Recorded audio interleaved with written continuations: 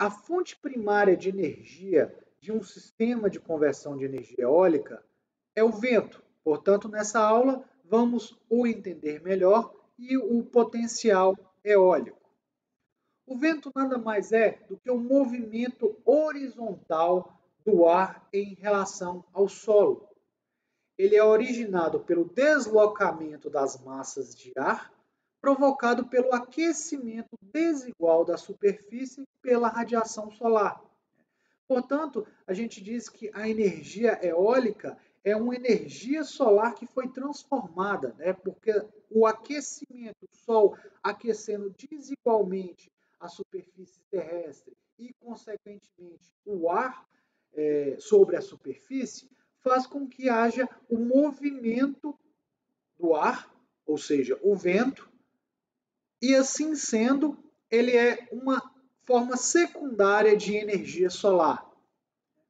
Aliado a esse aquecimento desigual da superfície, nós temos o movimento rotacional da Terra que provoca o vento. A velocidade e direção do vento, ele é influenciado pela altura, pelo tempo, ou seja, pelo clima que está fazendo no momento, pela rugosidade do solo, ou seja, se eu tenho uma superfície, se o vento está se estabelecendo numa floresta, ou se ele está se estabelecendo em uma praia, é completamente diferente o escoamento desse vento, e também a localização geográfica no globo terrestre.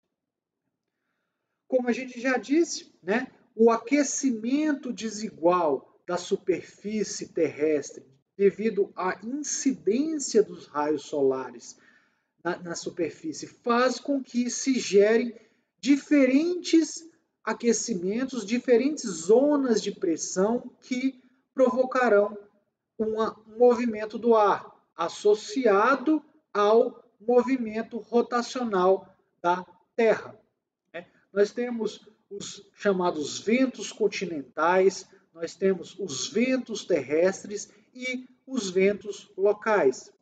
Para a gente entender um pouco melhor, mais bem explicado esses conceitos, os convido a, antes de prosseguir essa videoaula, assistir esse pequeno vídeo aqui que mostra, que fala um pouco mais sobre a formação dos ventos e os tipos de vento.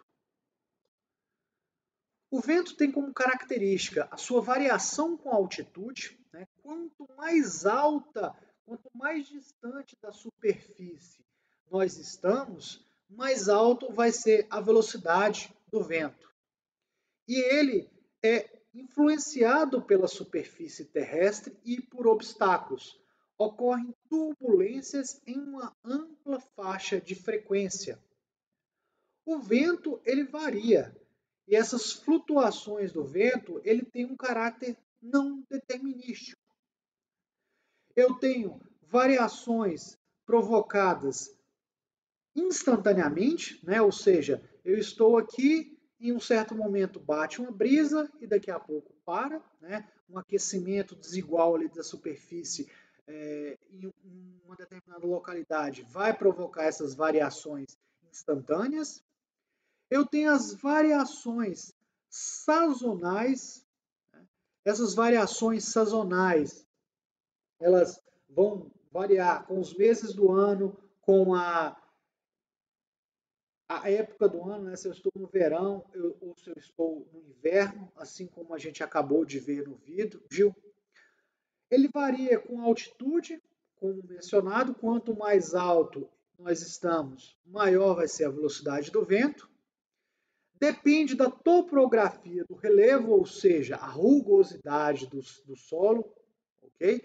Então, quanto mais obstáculos eu vou ter, menor vai ser a velocidade do vento e mais vai afetar as turbulências do vento, que são os efeitos dos obstáculos que são tão importantes. Em relação à altura, à altitude, nós podemos traçar um perfil vertical da velocidade do vento. Então, imaginem que no eixo Y nós temos aqui a velocidade do vento e no eixo X, desculpa, ao contrário, né? No eixo X, a velocidade do vento e no eixo Y, a altitude. De fato, quanto mais próximo da superfície eu estiver, maior vai ser o atrito da massa de ar com a superfície. Sendo assim, esse atrito vai dificultar o escoamento do vento. Portanto, em baixas altitudes, o vento tende a ter uma baixa velocidade e ele ser bastante turbulento, né? Ele não ter um escoamento fluido.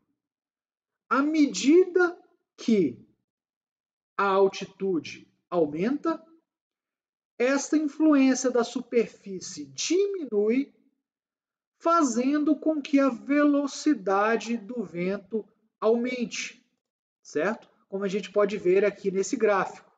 Essa velocidade ela não vai aumentar indefinidamente, né? E vai existir uma região em que a superfície já não vai fazer mais nenhum efeito sobre o escoamento do vento, né? Aí nós teríamos já um escoamento fluido do vento, sem turbulências. E a partir daí, a velocidade do vento pouco varia com a altitude. A camada, né, a altitude em que o vento é influenciado pela superfície é chamada de camada limite. Essa camada limite, ela varia de 100 a 3.000 metros e, consequentemente, na maioria dos sistemas de conversão de energia eólica, nós vamos estar dentro da camada limite e, sendo assim, a superfície vai influenciar no escoamento desse vento. Como a gente vai ver um pouco mais para frente, o ideal é ter torres eólicas o mais alto possível para termos uma menor influência da superfície e, consequentemente, maiores velocidades de vento. Acima da camada limite, a gente tem o chamado vento geostrófico. O vento geostrófico é aquele vento que não vai ser influenciado pela superfície. É interessante notar que existe uma determinada altitude em que eu vou ter vento zero. Coladinho na superfície, o atrito vai ser tão grande que eu não vou ter vento. Só a partir de um determinado ponto que o vento começa a aparecer, a ter vento. Esse Z0, essa altitude aqui, ela depende muito da superfície. Se eu tenho uma superfície plana, né, por exemplo, uma praia, né, em que eu tenho uma areia fininha, esse Z0 ele vai ser muito pequeno, né, centímetros, ou mesmo menor do que isso. Se eu tenho uma grama, eu já começo a ter velocidade de vento só com um pouco mais alto. Se eu tenho arbustos, isso vai crescendo. Ou seja, esse Z0 ele vai ser muito influenciado pelo tipo da superfície. Essa aqui é uma tabela, a gente pode ver aqui uma tabela indicando o Z0 para as diferentes superfícies, né? Então, é uma estimativa. Se eu tenho uma lama flat, gelo, vai ser de 10 a menos 5 a 3 vezes 10 a menos 5 metros, ou seja, menor do que os centímetros aí. Se eu tenho areia, isso já vai aumentando um pouco mais. Gramado, um gramado alto, isso aqui já pode chegar na faixa dos centímetros.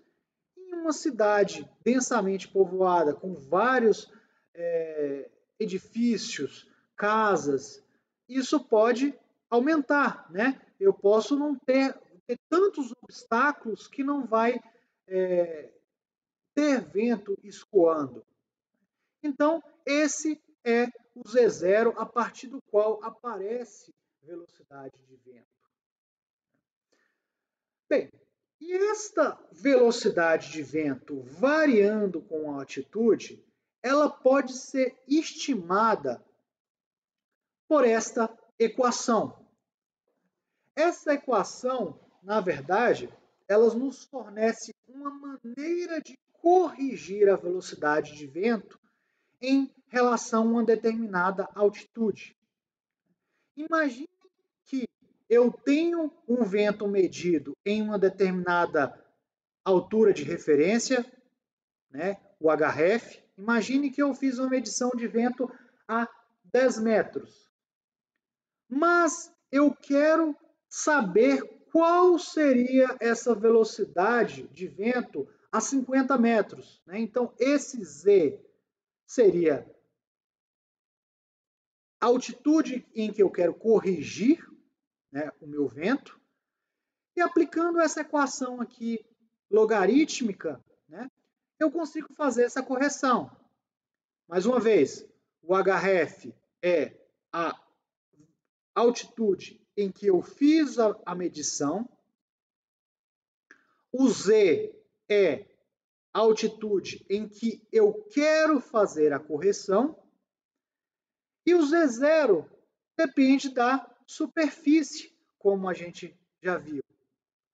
Então, a superfície vai influenciar essa questão da altitude e a gente pode fazer uma correção.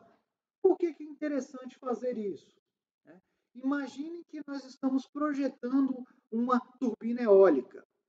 Eu fiz uma medição a uma altitude de 10 metros. Então, a priori eu colocaria uma torre para a minha turbina eólica de 10 metros. Mas, se a velocidade de vento aumenta com a altitude, e obviamente, quanto maior o vento, maior é a energia que vai estar disponível, pode ser que seja mais interessante ter uma turbina colocada a 20 ou 50 metros. Então, em vez de fazer essas medições, eu posso simplesmente usar essa equação para fazer uma correção. É uma estimativa, já que depende de vários fatores, como a temperatura, mas nos dá uma boa correção, um bom entendimento como a velocidade do vento variará com a altitude. Então, aqui eu tenho, por exemplo, alguns dados reais medidos, certo? Que, na verdade, houve uma medição a uma altitude de 30 metros, que está indicado aqui em azul. A 70 metros, eu teria em vermelho. Essa correção foi feita exatamente usando a equação anterior. Né? Você observa que só ocorreu um certo deslocamento aqui. E posso calcular, nesse caso aqui, a 150 metros. Vocês observam que não é proporcional. De 30 para 70 é mais ou menos o dobro, né? De 70 para 150 é mais ou menos o dobro. Mas a equação é uma equação logarítmica. Né? Então, vai chegar um certo tempo que essa velocidade aqui ela vai começar a ser igual. Talvez se eu corrigisse aqui para uma altitude de 200, 250 metros, eu começaria a não ver nenhuma diferença nessa velocidade de vento. Assim como dito anteriormente, O efeito de obstáculos é muito importante para a colocação de uma turbina, para avaliação do potencial eólico em uma determinada localidade. Nós vemos aqui que o terreno pode ser um obstáculo. Então, se eu tenho, por exemplo, é um desenhozinho muito básico, mas esse aqui em cima, que esse desenho aqui, é uma turbina eólica. Se eu coloco a turbina eólica no topo de um morro e que ele está muito próximo de uma encosta íngreme, o que acontece é que o vento ele vai se chocar contra essa encosta, causando turbulências. Ele vai dificultar o escoamento do vento. Portanto, o vento que vai estar incidindo sobre essa turbina, ela vai ser um vento turbulento, vai ser um vento de menor velocidade. Essa é uma situação indesejada.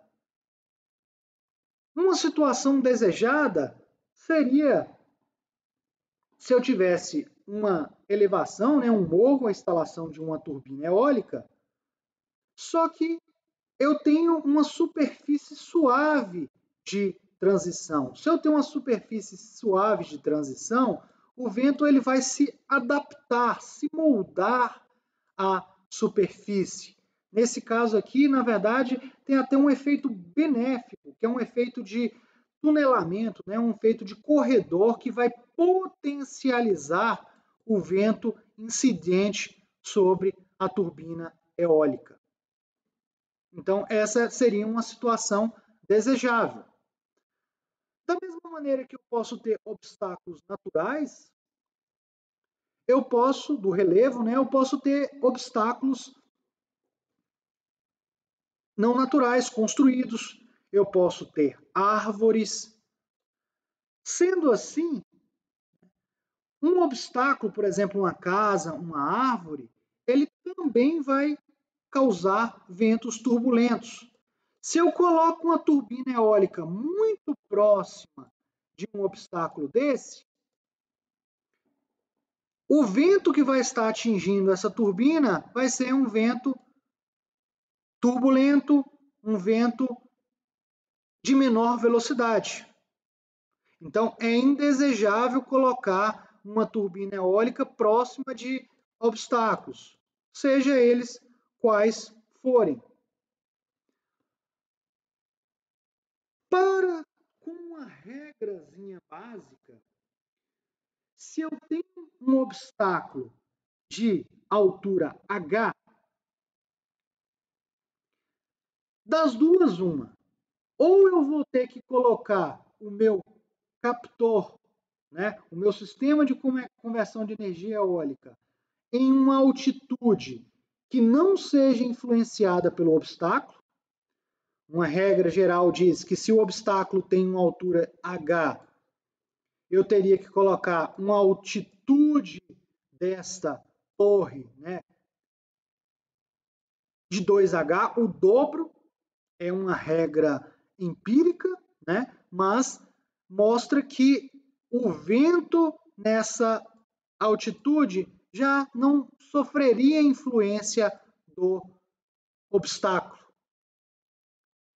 Ou eu posso distanciar o sistema de conversão de energia eólica do obstáculo, no mínimo 10 vezes a altura do obstáculo.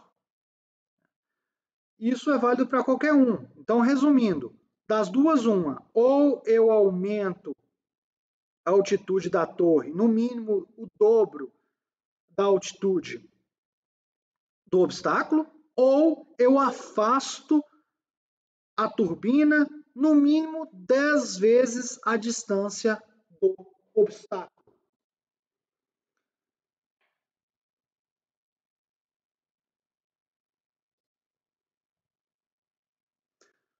Observem esse pequeno vídeo. Vocês estão observando que aqui eu tenho árvores, eu tenho um lago e eu tenho duas turbinas eólicas. A turbina eólica da frente, ela está parada e a turbina eólica de trás, ela está se movimentando. Basicamente, essa turbina na frente, ela não está parada porque ela está em manutenção ou ela está quebrada. Ela simplesmente está sendo influenciada por essas árvores que estão na frente dela. Então, ela está tão próxima dessas árvores que o vento incidente sobre ela não é suficiente para movimentar as pás.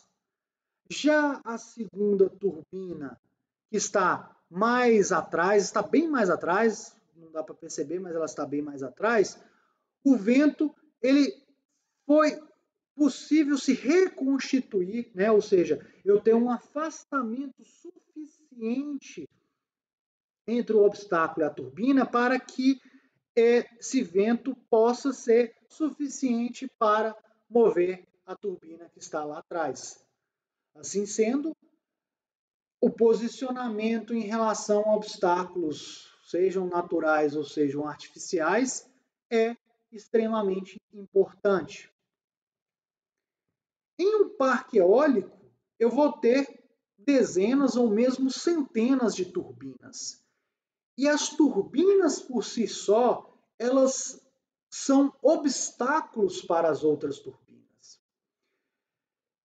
Nessa animação aqui, nós podemos ver uma turbina girando e esse cilindro formado aqui atrás da turbina é o chamado o arrasto do vento, né? O cilindro de vento. Analisando esse cilindro de vento, essa figurinha mais à direita aqui, nós observamos o seguinte: bem próximo da turbina, a velocidade do vento ela é bastante afetada, a velocidade do vento ela cai bastante, e à medida que afasta-se da turbina, o vento ele vai sendo menos influenciado, né? Ou seja, essa esteira de vento aqui, ela vai ser bastante influenciada perto da turbina e longe da turbina é como se eu nem tivesse esta turbina. Assim sendo, é necessário posicionar as turbinas de maneira a uma não influenciar na outra. Normalmente, tem-se um espaçamento de 5 a 9 diâmetros do rotor, ou seja, o diâmetro da pás aqui na direção principal do vento. Então, colocar um distanciamento razoável de 5 a 9 diâmetros. Quando analisando a direção preferencial do vento, ou seja, em qual direção o vento mais sopra, e de 3 a 5 diâmetros perpendicular a essa direção principal. Porque o vento, na verdade, ele tem uma direção principal, mas ele pode variar. Em um certo momento, ele pode estar soprando de norte para sul, em outro momento, ele pode estar soprando de leste para oeste, né? E essas turbinas elas se posicionam para isso. Assim sendo, é necessário uma disposição do parque para que as turbinas não influenciem umas nas outras. Essas regras aqui são basicamente utilizadas, né?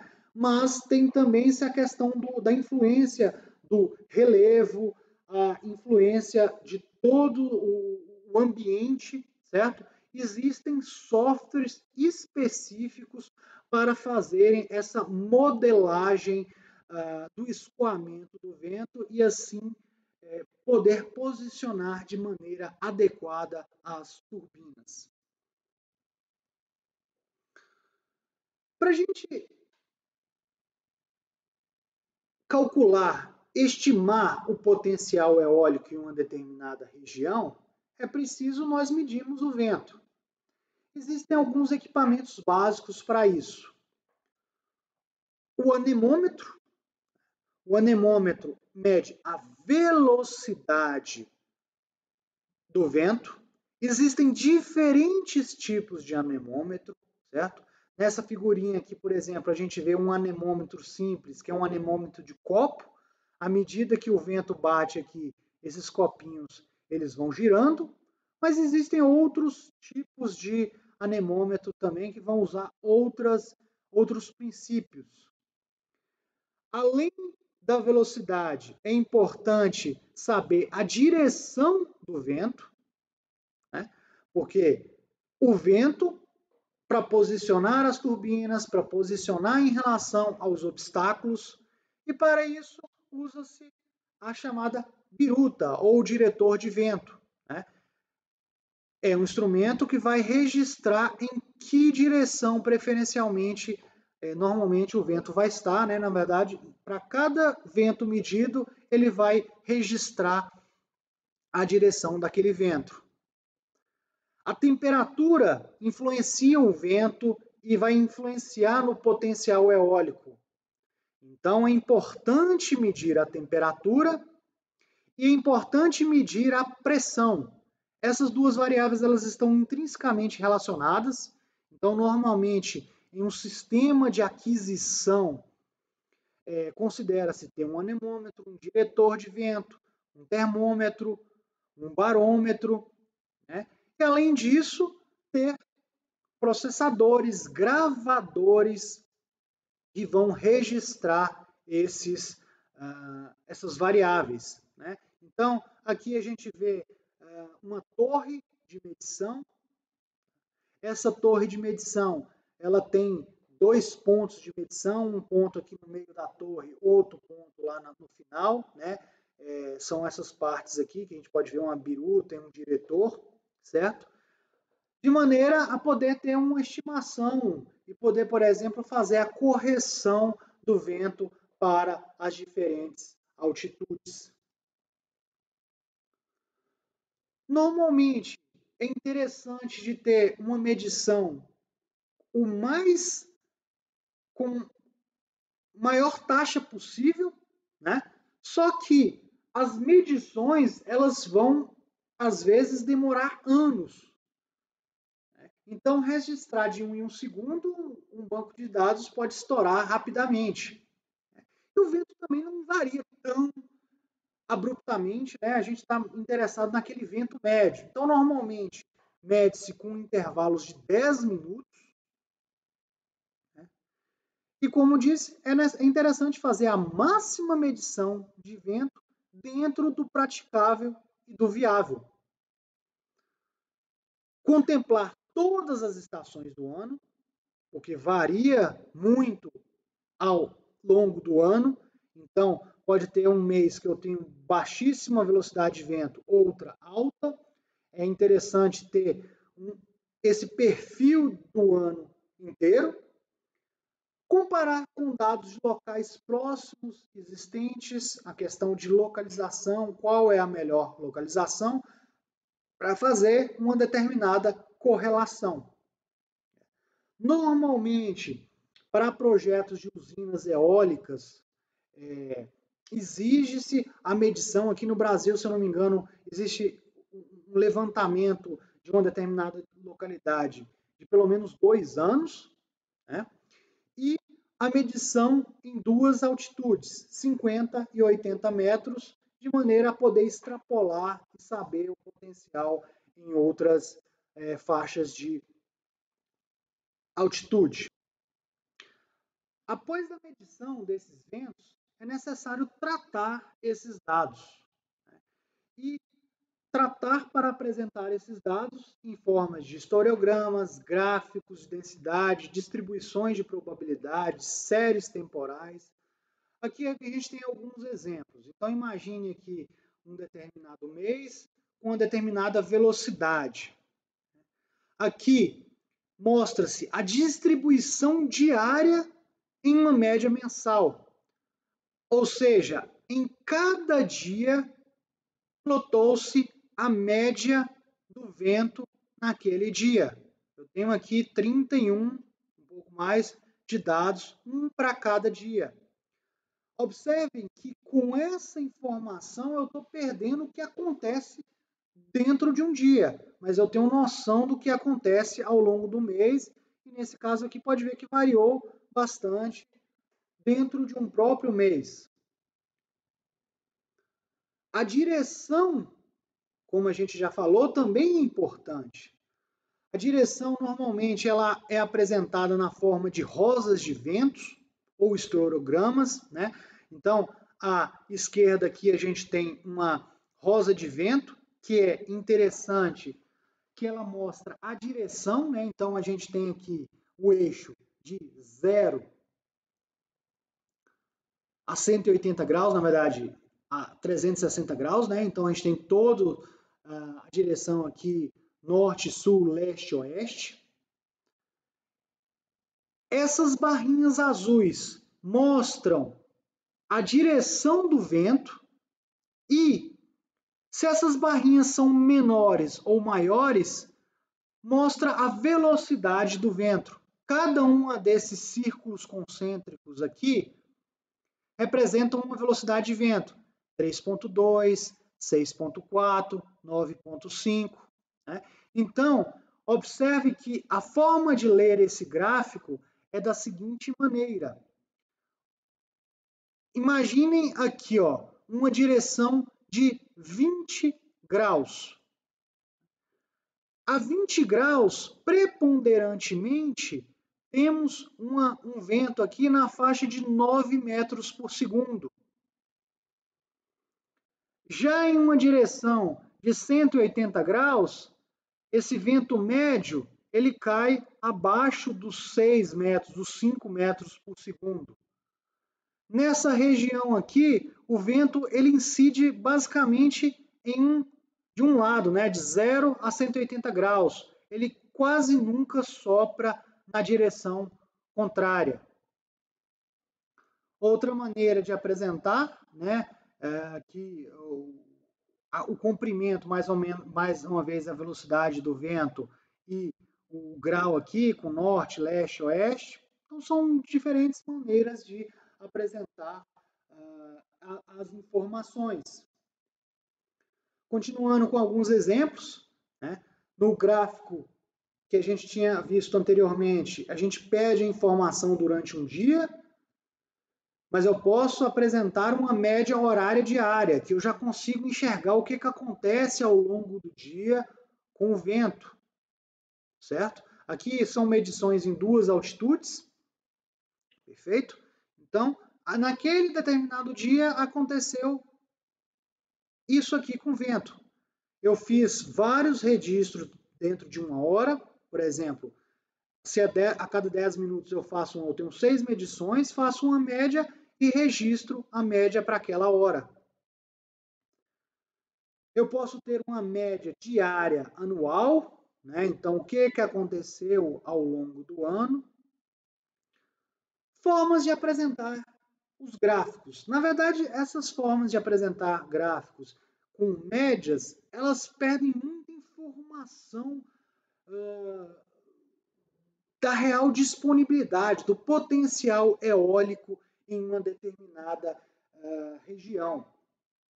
Assim sendo, usa-se preferencialmente, né, tem-se mais informação quando se utiliza a chamada os gráficos de densidade de probabilidade, os gráficos de frequência de ocorrência. Esse gráfico de frequência de ocorrência, ele mostra que no eixo Y, a frequência, a porcentagem de frequência de ocorrência de um determinado vento para um ano, e no eixo X, a velocidade de vento. O que significa isso? Vamos exemplificar aqui. Para um vento de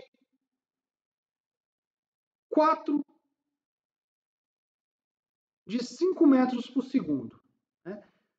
Aqui fique claro que isso aqui está sendo mostrado como uma faixa. Na verdade, uma faixa entre 4,5 e 5 metros por segundo. eu tenho aqui mais ou menos 3,1% de ocorrência. O que isso significa? Que dentro de um ano, 3,1% do tempo, eu tive um vento na faixa entre 4,5 e 5 metros por segundo. Se eu quero saber isso em horas, se eu quero saber isso em segundos, basta multiplicar 365 vezes 24 vezes essa porcentagem. Vocês observam que o ventos baixos, eles têm uma baixa probabilidade de aparecimento, né? Ou seja, normalmente ventos baixos vão pouco ocorrer, sempre vão ter ventos um pouco maiores. À medida que esse vento vai aumentando, eu vou tendo um aumento da frequência de ocorrência, e para velocidades maiores do vento, eu vou diminuir essa frequência até zerar, né? Nessa região aqui, por exemplo, eu não tenho praticamente zero de ocorrência de ventos acima dos 16 ou 17 metros por segundo. Apesar disso ser um gráfico exemplo, normalmente, onde é que se esteja, seja aqui no Brasil, seja na China, o que se tem normalmente é um comportamento como esse do vento. Ventos baixos com a baixa frequência de ocorrência, depois aumenta até chegar um ponto máximo e depois decrescer. Então, normalmente, para qualquer região, tem-se esse comportamento. É óbvio que a frequência de ocorrência vai variar, vai ser maior, vai ser menor, esse gráfico vai estar um pouco deslocado para a direita, um pouco deslocado para a esquerda, mas normalmente sempre este formato. Normalmente, os dados de velocidade de vento são tratados em termos de uma função de densidade de probabilidade. A função densidade de probabilidade que melhor descreve o comportamento do vento é a chamada função densidade de probabilidade de Weibull. Normalmente, utiliza-se essa função de densidade de probabilidade porque ela vai melhor aproximar esse comportamento que a gente já viu anteriormente, de que o vento sobe, né, tem um valor baixo inicialmente, ele sobe e depois decresce. Perfeito? Não é exatamente uma distribuição normal, vocês veem aqui que a curva é um pouco tombada para o lado e, como eu disse, esse comportamento aqui é comum para qualquer região do mundo, né? Sempre vai se ter essa característica, né? Os valores, obviamente, são diferentes, mas sempre essa característica. E essa função densidade de probabilidade de Weibull é uma função que bem descreve esse comportamento, perfeito? É uma função exponencial, como nós podemos ver aqui, onde esse f de u é a função densidade de probabilidade, u, né, é a velocidade do vento, certo? C é o fator de escala, K é o fator de forma, o C e o K, eles basicamente vão ser ajustados para realmente acompanhar o comportamento da curva que a gente quer fitar. Perfeito? Bem, observem o seguinte, essa função de densidade de probabilidade de Weibull, se nós assumirmos um K igual a 1 na equação anterior, nós vamos chegar a uma distribuição exponencial, né? É essa curva que nós podemos ver aqui, um K igual a 1, que claramente não é o comportamento descrito por nossa função do vento. Com K igual a 2, eu começo a ter um comportamento mais parecido com aquele que nós desejamos. De fato, o K igual a 2 é um caso particular chamado de distribuição de Rayleigh. Né? Essa distribuição de Rayleigh, na verdade, ela aproxima algumas condições de vento particulares, né? Principalmente aqueles ventos mais vistos na Europa. Perfeito? Não é uma função densidade de probabilidade diferente, é simplesmente um caso particular da distribuição de Weibull.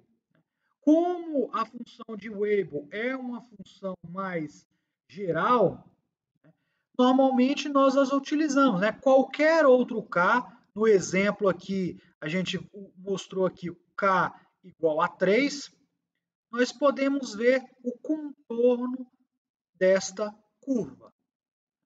Então, esse contorno dessa curva, o fator K e o fator C, eles vão ser usados para exatamente ajustar, aproximar bem esse comportamento aqui do vento. Perfeito? Normalmente, o K ele vai ser definido, né, se ele tiver um valor de 1,05 vezes a raiz quadrada do vento médio, é normalmente um lugar onde eu tenho baixa variância de vento. Um K na faixa de 0,94, raiz da velocidade de vento médio, é um lugar com média variância. E o K 0,73, raiz do vento, é um lugar com mais alta variância. Perfeito? Para esse cálculo aqui, considera-se esse U em milhas por hora. Mas, de fato, a gente não precisa aprender a ficar fitando na mão uma curva de distribuição de vento. Né? Hoje em dia, nós temos softwares modernos que no próprio Excel a gente consegue fazer essas aproximações, ou seja, aproximar um conjunto de dados por uma função densidade de probabilidade. Existem também softwares específicos para a questão voltado para a parte eólica. Aqui nós temos o exemplo de um software chamado Alvin, certo? Esses dados foram carregados no programa Alvin, foram a medição na cidade de Caetité, que fica na Bahia, certo? São medições um pouco antigas, lá do ano de 2002. E tem algumas informações aqui. Qual é a altitude? 1.350, né? 1.350 que se refere à altitude da localidade. Uma temperatura média, normalmente a gente já viu que mede-se a certa temperatura e fez medições durante 89 dias com intervalos de 10 minutos. Como nós já vimos, é normal fazer a medição em duas altitudes, né? Ou seja, na verdade, colocar o medidor de velocidade em duas altitudes em relação ao solo. Nesse dado aqui, apresenta-se os dados para uma altitude de 30 metros, né? Uma torre de medição a 30 metros, que são exatamente os dados plotados aqui em azul. Como a gente já viu, é um gráfico de frequência de ocorrência, certo? Então, a gente tem faixas, então aqui entre 5 e 6 metros por segundo, por exemplo, qual é a média dos valores que aconteceram aí ao longo do ano? Sei lá, 11, 12%. Não um ano, na verdade, os 89 dias que nós medimos aqui. Então, os gráficos, os resultados em azul são os dados de medição, ok? Se nós utilizarmos uma função de densidade de probabilidade de Hillet. Como essa localidade é uma localidade no Brasil, normalmente a função densidade de probabilidade Hillet não dá um bom resultado, que é essa curva pontilhada que nós podemos ver aqui, né? Vocês observam que ela não fita muito bem as curvas do vento. Mas usando uma função de Weibull, né, com C igual a 3.14, isso aqui é feito automaticamente pelo software, né, é um programa de estatística, né, a gente pode ver que a função é melhor aproximada. Então, ele vai dar lá o fator de K e o fator de C para a gente, e no caso aqui, uma velocidade que vai resultar numa velocidade média na localidade de 8,45 metros por segundo. Ok? Existem outros softwares para fazer isso. Windowgrapher, por exemplo. Né? Então, esse aqui é outro exemplo com diferentes dados, onde foi plotado os diferentes meses, janeiro, fevereiro, março, abril, junho, até dezembro, e usada uma função foi fitada para cada um dos meses, perfeito? Bem, a gente não vai entrar em detalhe, foge do nosso escopo desejado aqui, de falar sobre softwares específicos que são softwares comerciais.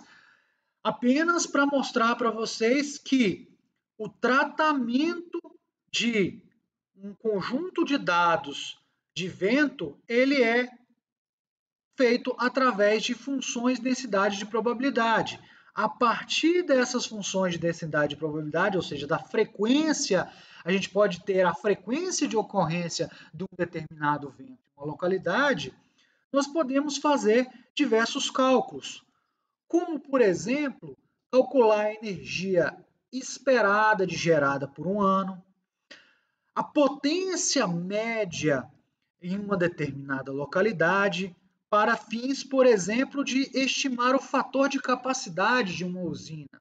Nós já falamos que o fator de capacidade é o quanto de potência, o quanto de energia se produziu em um ano em relação à potência nominal instalada da usina. Ela não fica gerando a plena potência o ano inteiro, o vento varia. Né? Então, uma das formas de calcular esse fator de capacidade é estimar uma potência média ao longo do ano. Ora, para isso, a potência média ela é dada pela integral de todas as velocidades de vento que apareceram naquela localidade. Então, por isso que nós colocamos isso aqui de zero a infinito. Né?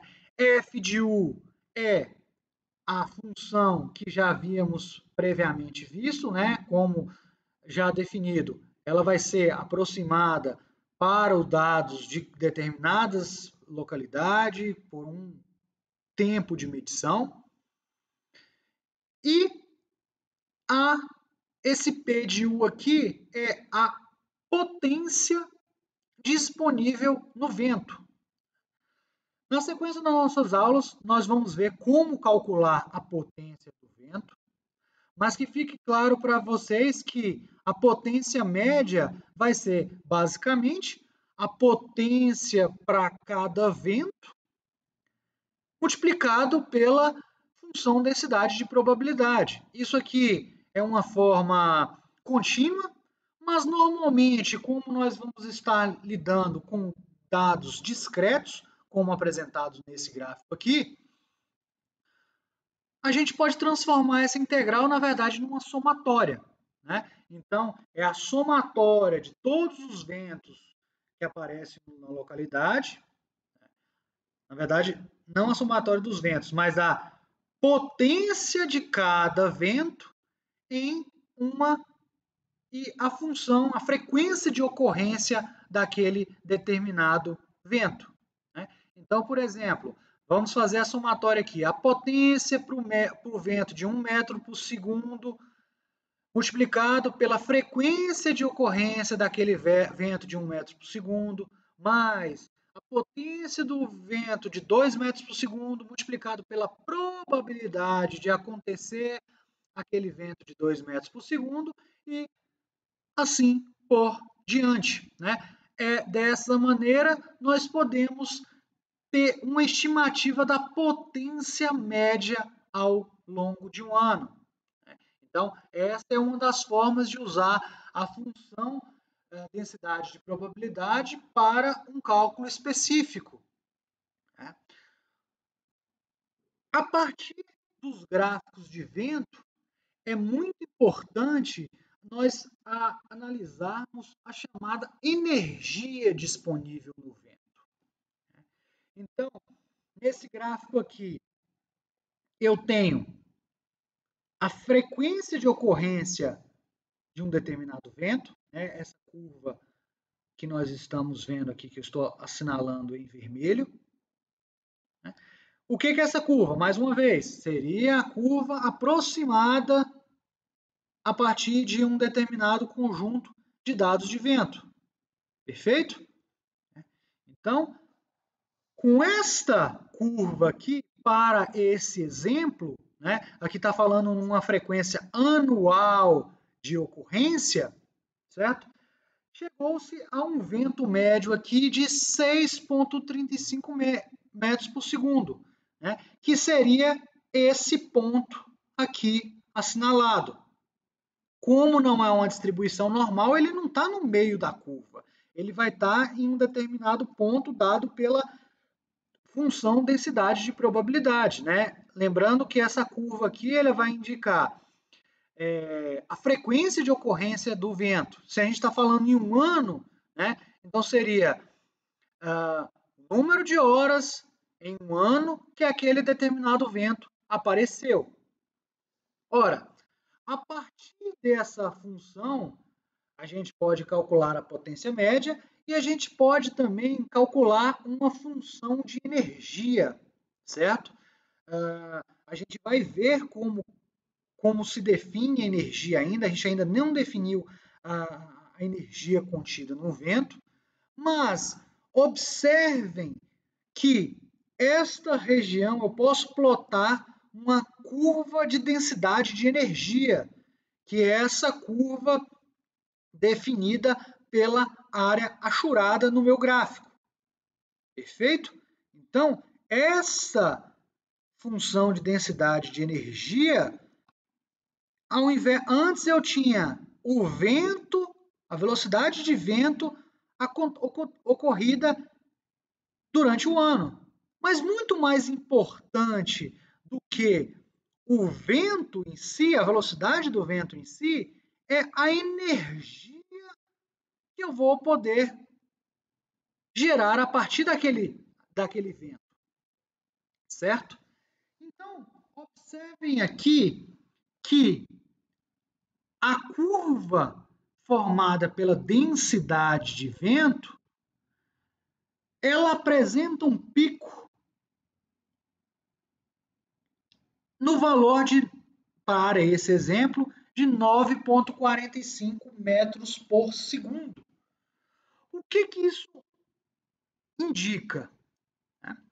Isso indica que o vento que mais produzirá energia naquela dada região é um vento de 9,45 metros por segundo. Prestem bastante atenção nesse conceito. O vento médio não necessariamente é o vento melhor para a gente, né? Na verdade, não é o vento que a gente vai usar para dimensionar um sistema de conversão de energia eólica. Observe aqui, se eu usar o vento de 6,35 metros por segundo, ele vai estar resultando em um ponto de energia aqui que é muito mais baixo em relação ao ponto máximo. Mas por que acontece isso? Basicamente, a energia ela está relacionada com o cubo da velocidade de vento. Então, apesar de um vento de 9,45 metros por segundo estaria aqui no meu gráfico de densidade de probabilidade do vento, ser um vento que aparece muito menos, mas a energia que esse vento carrega, ela é muito maior, né? Então, quando a gente faz uma análise relacionada ao dimensionamento de um sistema de conversão de energia eólica, é importante não olharmos para o vento médio, mas sim olharmos para o chamado vento de maior conteúdo energético. O que é o vento de maior conteúdo energético? É aquele vento que produziria mais energia em uma determinada localidade. Se eu dimensiono o sistema para um vento médio, significa que eu vou estar desperdiçando parte da energia, ok? Bem, esse conceito é importante, nós vamos voltar nesse conceito quando a gente falar sobre a energia do vento e como dimensionar um sistema de conversão de energia eólica. Por ora, tenham em mente que é a partir da função densidade de probabilidade do vento, ou seja, da frequência de ocorrência do vento em uma determinada localidade, que nós vamos estimar a energia que poderia ser produzida pelo vento naquela localidade, e a partir do vento de maior conteúdo energético, ou seja, o vento, o pico da curva de energia, que nós vamos projetar o sistema de conversão de energia eólica. Para finalizar o conceito dessa aula, eu tenho dois artigos recomendados aqui, né? O primeiro artigo é um artigo básico, na verdade, que está numa revista brasileira de ensino de física, que vai falar mais aspectos para vocês sobre a física do vento, né? E o segundo aqui é um artigozinho que mostra como, desde a coleta dos dados do vento até chegar ao projeto de uma usina eólica aqui numa província da China.